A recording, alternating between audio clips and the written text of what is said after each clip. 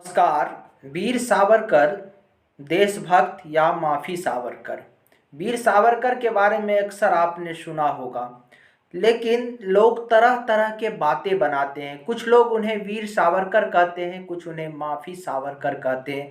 कुछ लोग कहते हैं कि सावरकर महान देशभक्त थे, महान स्वतंत्रता सेनानी थे। लेकिन वही दूसरी तरफ कुछ लोग सावरकर पे प्रश्न खड़ा करते हैं। आज हम आपको सावरकर की संपूर्ण कहानी सुनाएंगे, जिसके सुनने के बाद आप खुद तय कर पाएंगे कि सावरकर देशभक्त है या वीर सावरकर जो है माफी सावरकर है।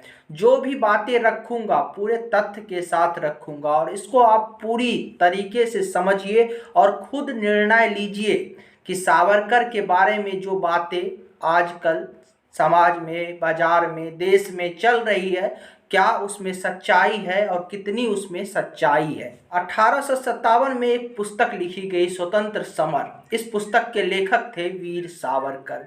यूँ मानिए कि यह पुस्तक जो है उन दिनों क्रांतिकारियों के लिए गीता और रामायण बन चुका था। जब क्रांतिकारी इस पुस्तक को पढ़ के आज़ादी के समर में कूदने लगे थे, तो उस वक्त जो है तत्कालीन ब्रिटिश गवर्नमेंट ने इस पुस्तक पे बैन लगा दी, प्रतिबंध लगा दी, रोक लगा दी। रोक इसीलिए लगा दी कि इस पुस्तक को पढ़ के कहा जाता है कि उस समय के तत्कालीन जो युवा थे, तत्कालीन जो लोग थे, वो क्रांति की ओर बढ़ रहे थे, वो आज़ादी की लड़ाई में अपना योगदान देने के लिए आगे बढ़ रहे थे। आप कल्पना कर सकते हैं कि इस पुस्तक में किस प्रकार की बातें लिखी होगी और ये पुस्तक किस प्रकार का होगा। और इस पुस्तक के रचयिता थे खुद वीर सावरकर। कहा यह भी जाता है कि इसी पुस्तक से प्रेरणा पाकर, इसी पुस्तक को पढ़ के जो है उस समय में, चाहे वो भगत सिंह हो, चाहे अशफाक उल्ला खां हो, सुखदेव हो और खुद सुभाष चंद्र बोस हो, जैसे क्रांतिकारी जो है आज़ादी के समर में कूदे थे। सोचिए ये पुस्तक किस प्रकार का होगा। और इस पुस्तक के रचयिता थे वीर सावरकर। लेकिन इस पुस्तक पर जब बैन लगा दिया तो फिर आपके मन में ये सवाल उठ रहा होगा कि फिर ये पुस्तक लोगों तक पहुंचा कैसे। तो इस पुस्तक का इस प्रकार से देश में उस समय क्रेज बढ़ गया था कि उस समय के जो क्रांतिकारी थे, जब सरकार ने इस पुस्तक के प्रिंटिंग पे यानी छपने पे बैन लगा दिया, रोक लगा दिया, तो हाथों से इसको लिखते थे और आम जन तक, भारत के लोगों तक, समाज तक इस पुस्तक को पहुंचाते थे। हाथों से इस पूरी पुस्तक को लिखा जाता था और हाथों से लिख के इस पुस्तक को लोगों तक पहुंचाया जाता था। और जो एक बार इस पुस्तक को पढ़ लेते थे, इसको पढ़ने के बाद वो जो है आज़ादी के समर में कूदने से खुद को नहीं रोक पाते थे। इसीलिए इस पुस्तक को जो है क्रांतिकारियों का गीता कहा जाने लगा, रामायण कहा जाने लगा और इस पुस्तक की जो है चारों तरफ चर्चा होने लगी। एक बार जब महात्मा गांधी लंदन में सावरकर से मिले तो उन्होंने स्टेटमेंट दिया। उन्होंने कहा कि जो सावरकर हैं वो मुझसे पहले जो है अंग्रेजों के षड्यंत्र को समझ गए। उन्होंने सावरकर की प्रशंसा करते हुए कहा कि सावरकर वीर है, सावरकर चतुर है और सावरकर जो है महान रणनीतिकार है, सावरकर जो है देशभक्त है। ये स्टेटमेंट है देश के राष्ट्रपिता महात्मा गांधी का सावरकर के बारे में। और समय समय पर देश के राष्ट्रपिता महात्मा गांधी ने सावरकर के बारे में अपने विचार रखे, जो अक्सर जो है पॉजिटिव विचार है, जो सकारात्मक विचार है। अब महात्मा गांधी और सावरकर के बारे में थोड़ा और देख लीजिए, समझ लीजिए। जो आज़ादी के लड़ने वाले धड़े थे वो दो धड़े थे। एक वो लोग थे जो नरम दल के थे और एक वो लोग थे गरम दल के थे।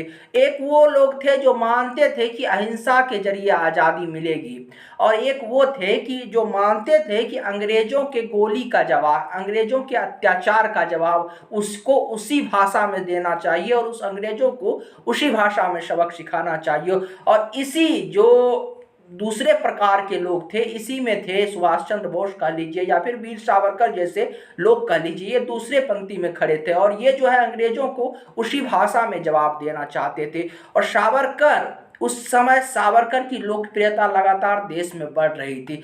इसी बीच एक घटना ये घटी कि लंदन में मदन लाल ढींगरा, जो सावरकर के अंधभक्त थे, जो सावरकर को फॉलो करते थे, जो सावरकर के विचारधारा से 100% जो है सहमत थे। आज भी हमारे यहाँ एक ये चलता है ना कि अंधभक्त है, तो समझ लीजिए मदन लाल ढींगरा जो है सावरकर को 100% फॉलो करते थे। मान लीजिए कि मदन लाल ढींगरा जो है सावरकर के अंधभक्त थे। उन्होंने लंदन में जो है कुछ अंग्रेज अधिकारियों की गोली मारकर हत्या कर दी। अब जब लंदन में ये गोली मार के मदन लाल ढींगरा जब कुछ अंग्रेज अधिकारियों की हत्या कर दी, तो इसका जो है एक बार देश भर में चर्चा होने लगा कि इसके पीछे, और खास करके अंग्रेजों के बीच ये चर्चा होने लगा कि इसके पीछे जो है वीर सावरकर का हाथ हो सकता है।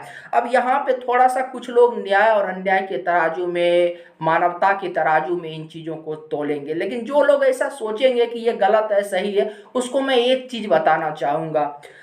जब कोई भी जो ब्रिटिश गवर्नमेंट के जो अधिकारी थे, जब वो भारत में आते थे, जब वो भारत में सरकारी सेवा देते थे, यहाँ पे जो है अपनी जॉब करते थे, और जब यहाँ के बाद वो पुनः जो है अपने देश ब्रिटेन में जाते थे, लंदन में जाते थे, तो उनको जो है सार्वजनिक सेवा से दूर रखा जाता था। सार्वजनिक सेवा से दूर रखने के पीछे जो तर्क दिया जाता था, बताया जाता था कि जो ब्रिटिश अधिकारी भारत में आके जो है सेवा किए हैं, भारत में आके अपनी जॉब किए हैं, वो एक गुलाम देश में जॉब किए हैं, और गुलाम देश में काम करने के साथ उनमें ये भावना आ जाती है, क्रूरता की भावना आ जाती है, अत्याचार की भावना आ जाती है। और जिस प्रकार से अंग्रेज यहाँ अत्याचार करते थे और जिस प्रकार से ब्रिटिश अधिकारी यहाँ अत्याचार करते थे, तो ऐसा मानना था ब्रिटेन के लोगों का और वहाँ के गवर्नमेंट का कि उनमें जो है क्रूरता की भावना आ जाती है, उनमें जो है दुष्टता की भावना आ जाती है, और जो उनका जो प्रवृत्ति हो जाता है वो हिंसक हो जाता है। इसीलिए उनको जो है ब्रिटेन में जो है सार्वजनिक पद पे नहीं रखा जाता था। तो सोचिए,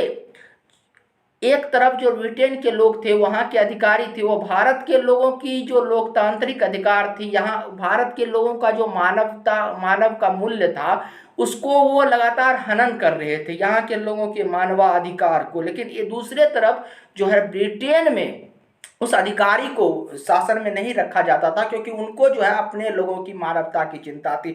इसीलिए इन सारे चीज़ों को देख के मदन लाल ढींगरा को क्रोध आया, और कई और कारण थे, और इस क्रोध के कारण उन्होंने जो है ब्रिटिश अधिकारी को गोली मार दिया और ब्रिटिश अधिकारी की मौत हो गई। मदन लाल ढींगरा पर जो है मर्डर का, हत्या का मुकदमा चला।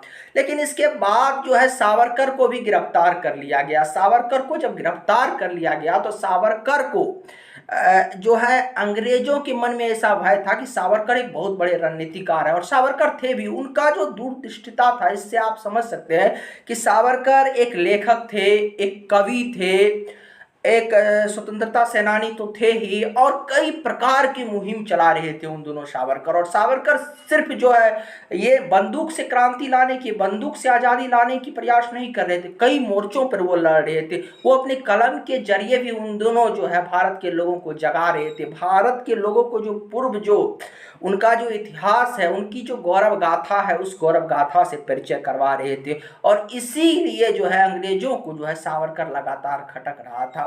सावरकर को गिरफ्तार कर लिया गया, और सावरकर को जो है अंडमान के सेलुलर जेल में भेज दिया गया। सेलुलर जेल के बारे में आप इतना समझ लीजिए कि ये वही सेलुलर जेल है जहाँ पे कहा जाता था कि ये धरती का जो है नर्क है। जिस प्रकार से हमारे यहाँ स्वर्ग और नर्क की कल्पना किया जाता है ना, तो कहा जाता था कि अगर धरती पे किसी को अंग्रेज के कालखंड में, ब्रिटिश गवर्नमेंट के कालखंड में, जब देश आज़ाद नहीं था, अगर किसी को नर्क भेजना होता था ना, तो उसको सेलुलर जेल भेज दिया जाता था। और वहाँ किस प्रकार की यातना दी जाती थी, उसको शब्दों के जरिए बता पाना थोड़ा सा असंभव है। उसको थोड़ा सा एक कल्पना के जरिए सिर्फ कुछ मात्रा में समझा जा सकता है। कहा जाता है कि जो वहाँ पे जो कैदी होते थे, उनको जो है कभी काल जो जंजीर में बांध दिया जाता था, और घंटों दिनों तक, कई दिनों तक सिर्फ खड़ा रखा जाता था एक ही स्थान पर। वो इधर हिल नहीं सकते, बैठ नहीं सकते, यानी आप किसी भी प्रकार का अपने शरीर को मूवमेंट नहीं कर सकते। उनको एक ही सेल दिया जाता था, और उस सेल में रखा जाता था, और उस सेल में पूरा अंधेरा होता था। जो जेल की सेल होती थी। और उस अंधेरे में जो है, सोचिए उस अंधेरे में जो है उनको मलमूत्र त्याग करना होता था, यानी सारी क्रियाकलाप जो होती थी, दैनिक चर्या होती थी, उसी एक सेल में करना होता था। तो इस प्रकार की वहां यातना दी जाती थी, वहां यातना दी जाती थी इस प्रकार की कि एक कैदी को केवल एक दिन में 2 कटोरी पानी दिया जाता था। अगर 2 कटोरी से अधिक पानी किसी कैदी ने पी लिया तो उसको कोड़ों से मारा जाता था। उससे जो है उन दिनों जो है तेल निकलवाया जाता था।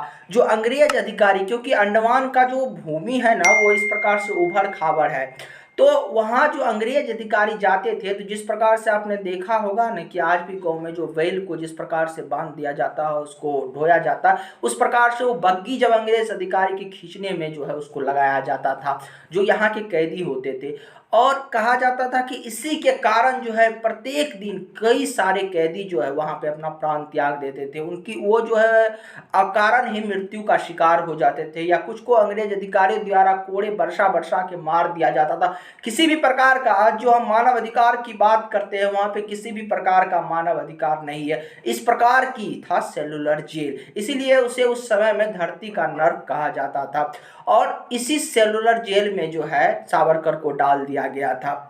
और सावरकर के बारे में ये भी सोचिए कि सावरकर कितने दूरदृष्टिता उनकी थी, कितनी उनकी दूरगामी सोच थी, और किस प्रकार के वो व्यक्तित्व था उनका कि उस सेलुलर जेल में बंद होकर सावरकर ने 5,000 से अधिक कविताएं लिख दी। अब सोचे होंगे कि जब इतना कष्ट होता होगा वहां पे जो है लिखने के लिए इंक और स्याही, कागज कलम कहाँ से आया होगा? बिल्कुल नहीं। सावरकर की जो संकल्प था ना वो इस प्रकार का था कि वो जेल में जो कंकड़ पत्थर थे ना, उस कंकड़ पत्थर से उन्होंने दीवारों पे, जेल के दीवारों पे 5,000 से अधिक कविताएं लिख दी। और कहा जाता है कि इस समय के साथ ये कविता नष्ट ना हो जाए, ये जो क्रांतिकारी आवाज जो उनके अंदर से जो पीड़ा सह के आजादी के लिए निकल रहा था, ये नष्ट ना हो जाए, इसीलिए उन्होंने, कहा जाता है कि उन 5,000 कविताओं को रट लिया था और याद कर लिया था सावरकर ने। फिर देखते देखते कहा जाता है कि सावरकर के मन में विचार आया कि इस प्रकार से अगर जिंदगी समाप्त हो गई, इस प्रकार से मृत्यु हो गई तो देश के लिए कुछ नहीं कर पाऊंगा, और इस सेलुलर जेल में रह के भी राष्ट्र का भला नहीं कर पाऊंगा। इसीलिए कई लोगों ने उस समय उनको सुझाव दिया, और कहा जाता है कि सावरकर इस प्रकार के उनका स्वभाव था कि वो अंग्रेज के सामने झुकना नहीं चाहते थे, लेकिन उनकी एक दूरदृष्टिता कहिए, उनकी एक रणनीति थी, और कहा इसी कारण उन्होंने जो है अंग्रेज अधिकारियों को माफीनामा लिखा, यानी ब्रिटिश गवर्नमेंट को माफीनामा लिखा।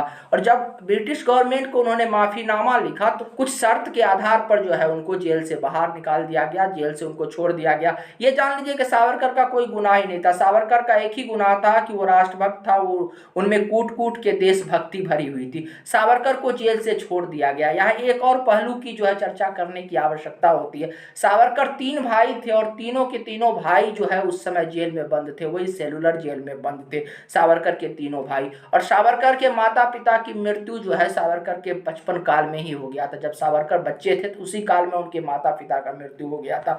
अब सावरकर को जब यहाँ से सेलुलर जेल में छोड़ दिया गया माफी के बाद, तो सावरकर से जब यहाँ पे पूछा जाने लगा कि आखिर आपने ब्रिटिश गवर्नमेंट से माफी क्यों मांगी, आपने जो है अंग्रेज सरकार से माफी क्यों मांगी, तो उनका कहना था, देखिए जेल में रह के मैं कुछ नहीं कर पाता, लेकिन आज जेल से बाहर आके मैं अपने देश के लिए रणनीति बना सकता हूँ, मैं जो है इस आज़ादी के मूवमेंट को बढ़ा सकता हूँ। और कहा जाता है कि जब वो जेल से बाहर आए इसके बाद जो है उन्होंने कई प्रकार से किताबें लिखी, कविता लिखी, और देश के जो आज़ादी की लड़ाई थी उसमें अपना योगदान जो है पुनः देना आरंभ किया। लेकिन इस बार थोड़ा सा उन्होंने तरीका बदला।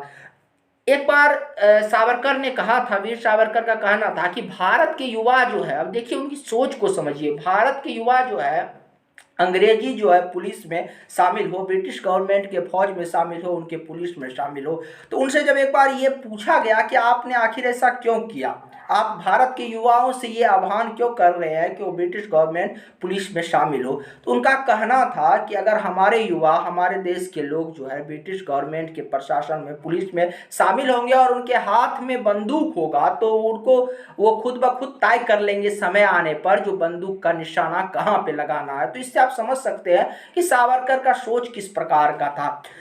सावरकर जो है देश के बंटवारे के जो है बिल्कुल खिलाफ थे और वो नहीं चाहते थे कि देश का बंटवारा हो।